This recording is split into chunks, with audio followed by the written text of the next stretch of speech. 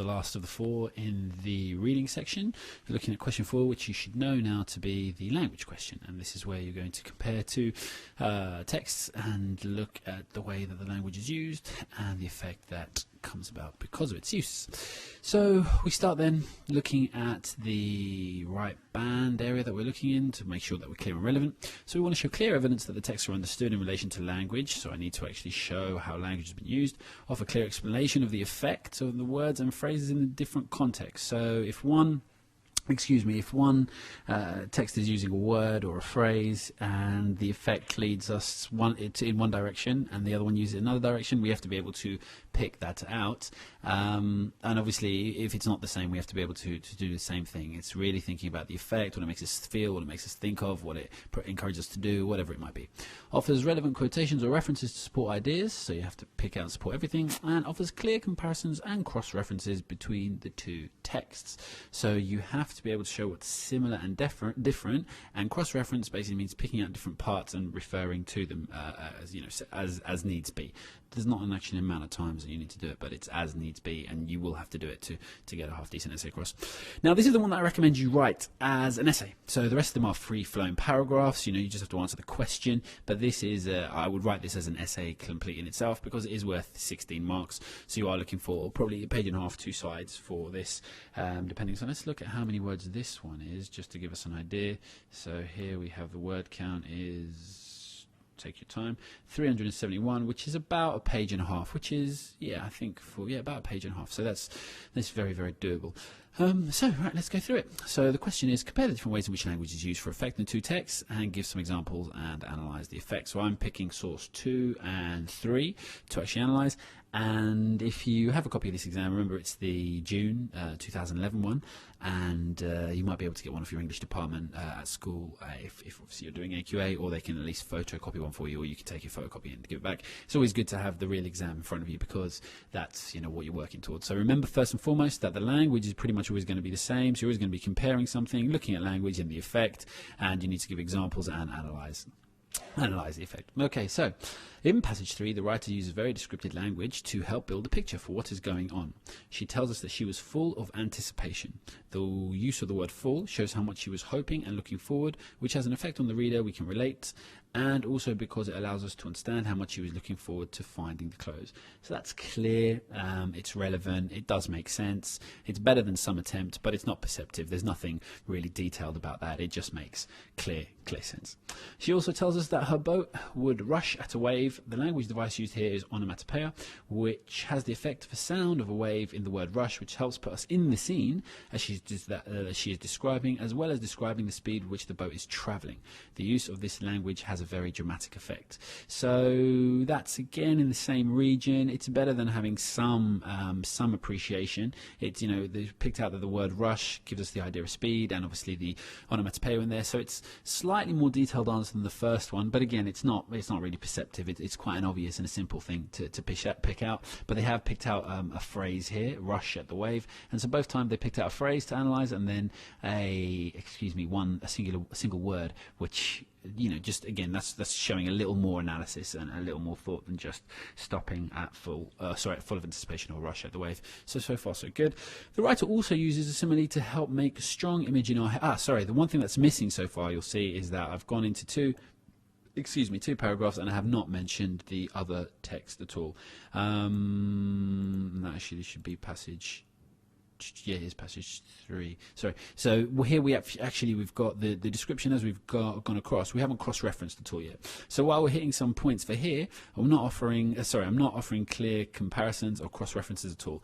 And a lot of marks in this go towards that. Although we show the understanding, it's the cross-referencing really kind of moves it up into the higher grade. So until I've done some of that, then I'm going to have a very awkward essay, and obviously because it's missing, it's just inviting the examiner to bring me down. If there's limited ability to compare across reference, then I'm taking skills from band 1 down here and mixing it with that, so I'm probably going to end up somewhere there.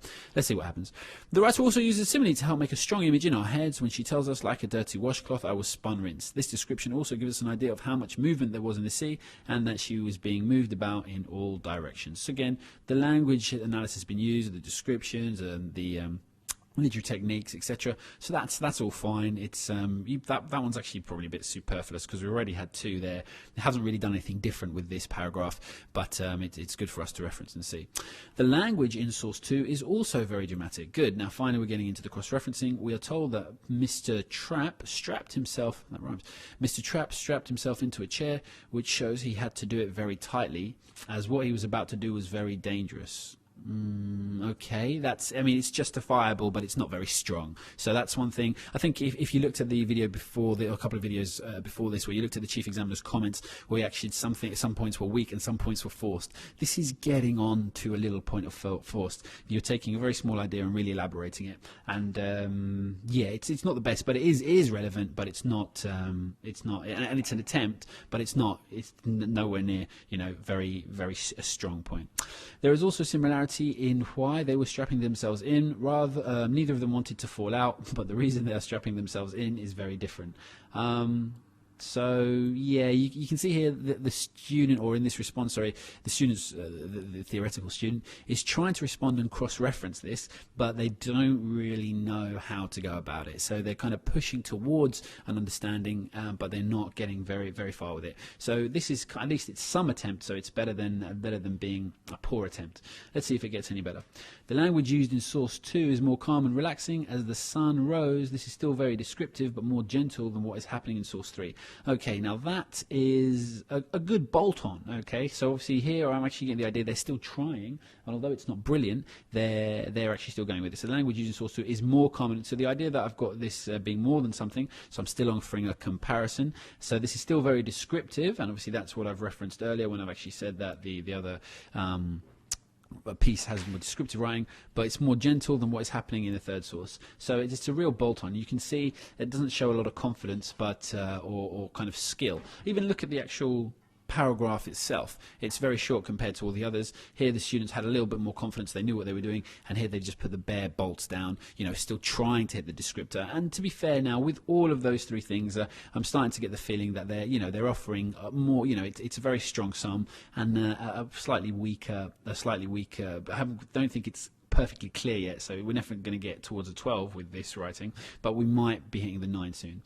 Also, the language in source 2 gives us a peaceful image that we would want to be at. Quiet, peaceful and beautiful, but the language in source 3 is exactly the opposite, as there she hears a banging and crashing. Now that's good, okay, that's direct analysis. The language that's used to convey the aural emphasis of the sound, we're picking up in both. Both sources use a sense of sound to build an image for the reader, but one does it to show us how relaxed the journey is, and source 3 shows us how terrifying the journey is. So that's a very clear comparison. That's well done. So in fact, if you just had this one and maybe this one, that would probably win better. So when you're looking at this, I mean, we probably would have got the marks without two of these paragraphs. We would have got exactly the same mark. Yeah, so that's the end of answering the question as a C grade candidate. So let me just kind of put it together to see where I would get to with that. So I'm presuming that one I might get a 9 with the question I did for question 3. That one was a little better, so I might have a 5, so it's 9 and 5. And then with the other one, that was a 5 and then a 6 for the first one. So what I'm looking at there is 25. So 25, if I double 25, I'd actually be in a middle B. So you see how important it is to always just get into the bottom of the band 3, because none of my stuff there overall would have come even though some of it was like really low level band 3, none of it would sorry, I have all the answers if you've been watching all the videos. Nothing would have actually come all the way down to nothing would have come all the way down into band 2. So this should be the base where you're aiming for to have a confident C. You can kind of, like I said, have some of the areas as a band 2 and still get a C, but don't aim for it. Obviously, sorry, that's a bit patronizing. Make sure that everything you're going for is the top of the band 3, and then if you miss some of that, then at least you'll be at the bottom of band 3 rather than just trying to scrape into the bottom. I hope that was useful. So now we'll round off the A, and please make sure you check back for the examiners, the head of English and examiners assessment of it as well. So he'll give you a very detailed, probably more formal version than I've gone through. So I've been explaining what I've done here and why it's right or wrong, and they'll be actually going through similar thing, but it'll be going through the descriptors a lot more, and it'll be a lot more formal and probably a lot more serious, which is probably a very good change from my wittering.